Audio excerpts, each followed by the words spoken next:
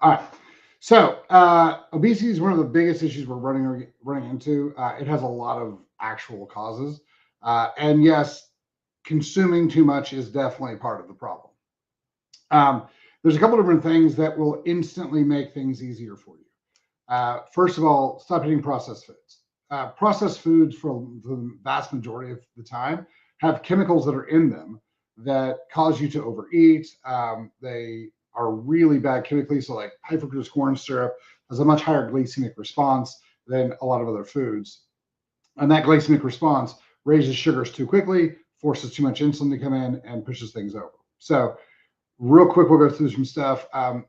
One of the things that, and this probably is more of an issue if you're working with somebody a little bit closer. Um, the calorie system, you can't really use the calorie system. The calorie system is designed to keep you fat and sick and messed up. It was brought up by the medical system, and any system that tells you that sugar, fiber, and protein are all equal as far as gaining muscle or losing fat is absurd. So don't use that. Use a hormonally based macro system. So real quick on that, what ends up happening is you eat sugar, sugar comes in, blood sugar comes up, your body uses insulin to shove that sugar into storage because it doesn't want high blood sugar. It'll go in the muscles as glycogen, liver as glycogen, the rest is turned to fat. Protein activates a hormone called glucagon, which tells your body to use fat as a fuel source to, to carry on all the functions of the body. And then it will also start making sugar for your blood. So, and then fiber, by definition, never gets absorbed in the body. It never gets in the body. So you can't use a system that tells you that something that quickly turns to fat, something that burns fat, and something that literally never gets in your body in the first place are all equal. And the calorie system says these are all worth 4. So that's one of the big issues that people need to kind of recognize. But let's walk through some of the things that are really, really causing a lot of problems. One of the big things that we see, and this is why a lot of times being obese isn't necessarily the person's fault. So, for instance, if we have high stress, we've been eating toxic chemicals, additives, that type of thing, what ends up happening is that we have chronic inflammation. That chronic inflammation actually holds insulin levels higher. So the way that your body decides to shift over and start burning fat as a fuel source instead of utilizing sugar is what ends up happening is that what's supposed to happen is the sugar starts coming down in the blood and your body starts recognizing, hey, we're running out of sugar. We have to have sugar for the blood. And so what we're going to do is we're going to shift over to a different system. We're going to go from using sugar as the fuel source, which is called glycolytic ATP production.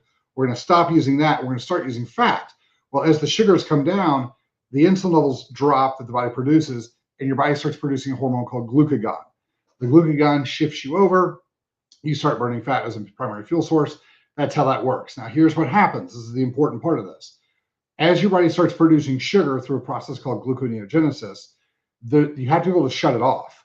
And so the way that your body shuts it off is that as your sugars start to climb, they get to 110, 115, 120, your body goes, oh, that's enough. We don't need any more. And it produces insulin. The insulin then shuts off production of glucagon, and the body goes back to using sugar as its source for fuel.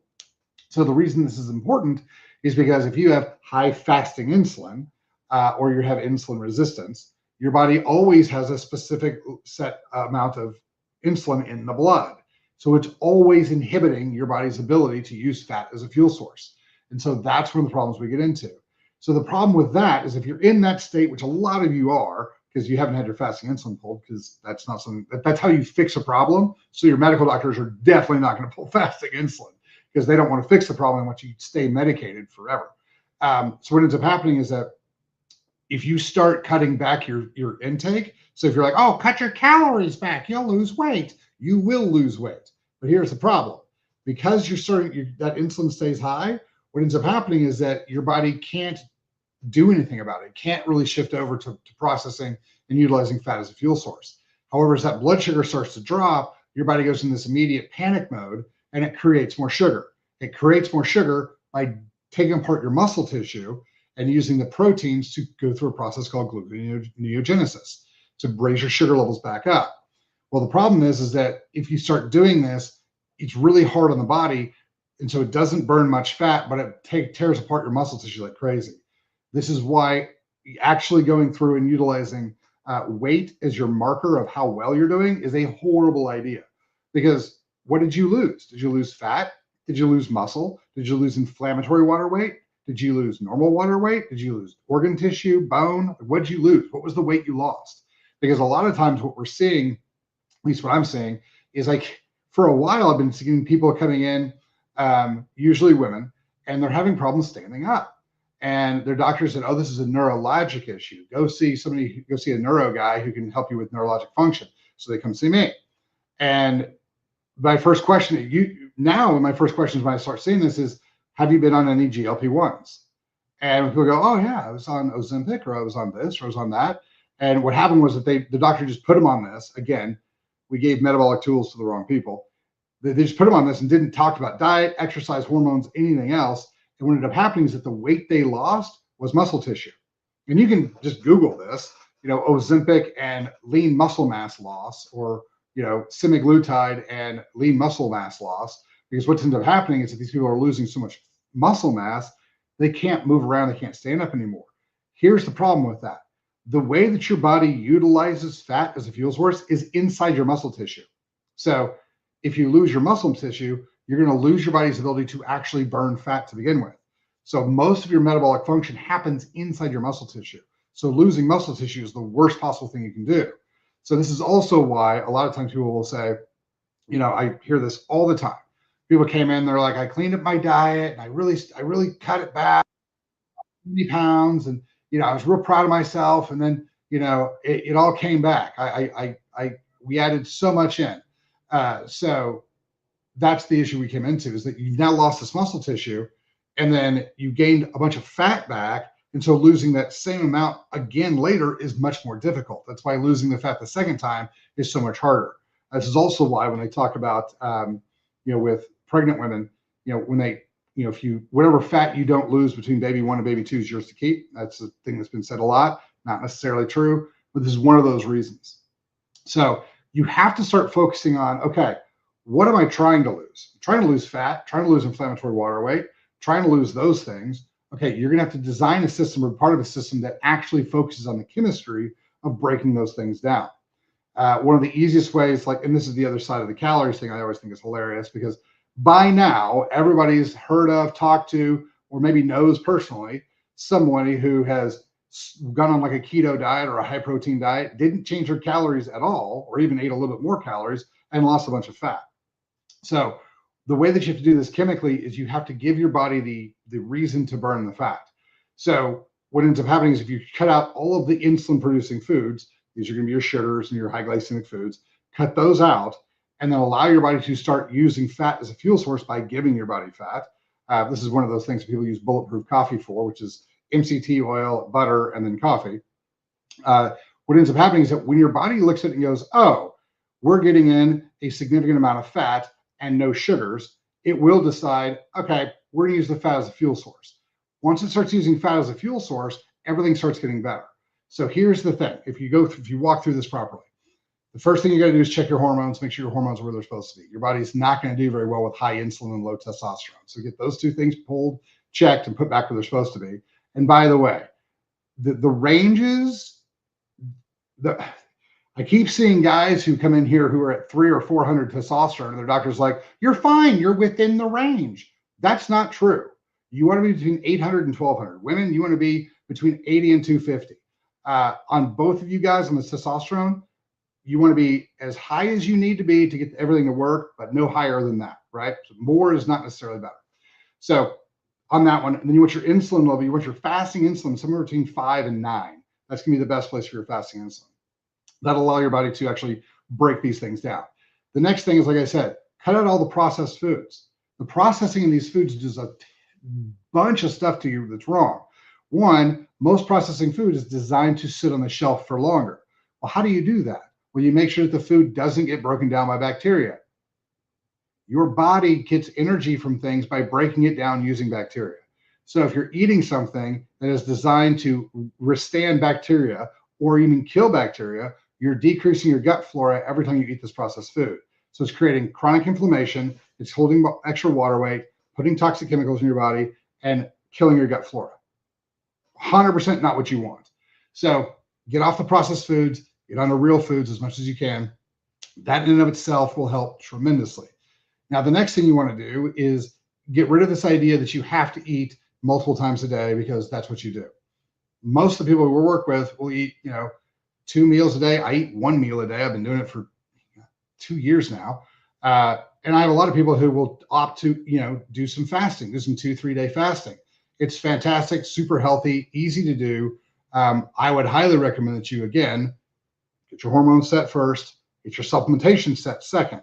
Because one of the problems we get into with especially long-term fasting, if you're going to fast for a day, it's not that big of a deal. If you're going to fast for 2 or 3 days, you're going to make sure that your D3 is up, your B vitamins are up. You got to make sure that your body is, getting the chemicals it requires to actually function.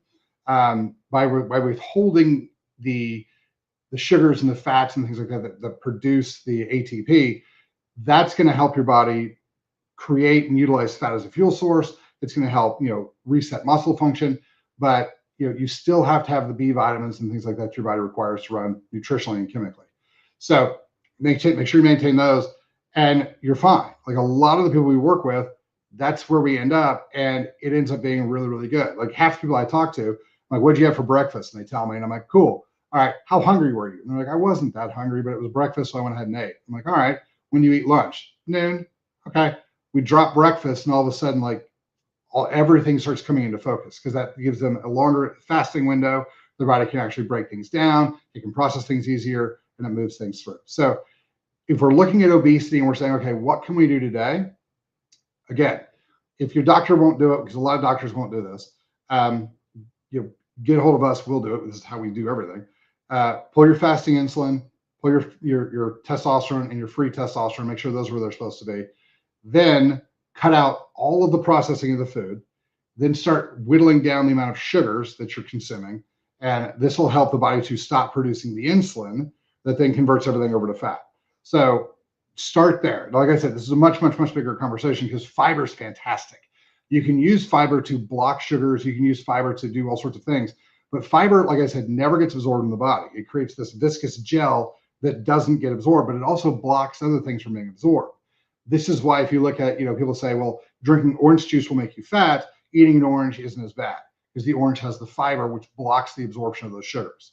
So when you start talking about eating fiber, and fiber is great, and lots of the high protein diets utilize fiber for all sorts of things, breads and things like that. The keto diets are doing this as well. The thing you have to recognize is that it blocks absorption of everything, and including supplementation, sometimes medication. So there's lots of things we got to kind of work through on that one. But fiber is fantastic because you can eat a decent amount of fiber. You get full, you feel satisfied. But again, those things never get in the body. And so you can get that satiation as you go through. So those two things, so hunger and being full, those are hormonal as well. So being full is leptin, and being hungry is ghrelin. And so there's other things you can do to block ghrelin so you're not hungry very much, and increase leptin function so you feel full all the time, so you feel satisfied. This is one of the things that GLP-1s do. Using GLP-1s properly is totally fine. I would always tell you, you want to use a GLP-1 in a system that is designed for using a GLP-1 for 6 to 10 weeks, and don't take it forever. What you want to do is you want to use that GLP-1 to help break this insulin resistance piece and force your body into fat burning a little bit more often. But you want to couple it again with where are your hormones at? What type of foods are you eating? How often are you eating them? So that's kind of where a lot of that plays in. So if you guys have done those things, great. Exercise is definitely a big part of it. You can add that in. But if you haven't done those, and if you haven't had somebody walk you through your diet and kind of show you how you can eat the cookie dough and the pecan pies and the pizzas and like all that stuff and still have it in a diet where you can lose weight, then get a hold of us and we'll walk you through it. So real quick on that, it's what's in the food. This is again why calories should not be looked at. Because if you look at a food and you're like, hey, look, this specific food has a decent amount of fiber, has a very low or zero glycemic function, and has a decent amount of protein and some fat in it, that meal will be looked at totally differently in the body than a meal that has high sugars. So you can take cakes and cookies and pies and things like that and change what's inside of them, change the ingredients, and all of a sudden they don't make you fat, they still taste good, and everything works out. And these aren't with artificial sweeteners, these are with herbs and things like that. So like stevia and monk fruit and allulose, which is one of my favorites. So check those things out. This is an easy way to get it done. You can have good food. You can be full. You don't have to starve yourself to get where you want to go and to be healthy. So if you guys have any questions, hit us up, questions@chalmerswellness.com, or give us a call. You can pillarsofwellness.com as well. Anyway, you guys have a good time. Thanks for your attention. Talk to you later.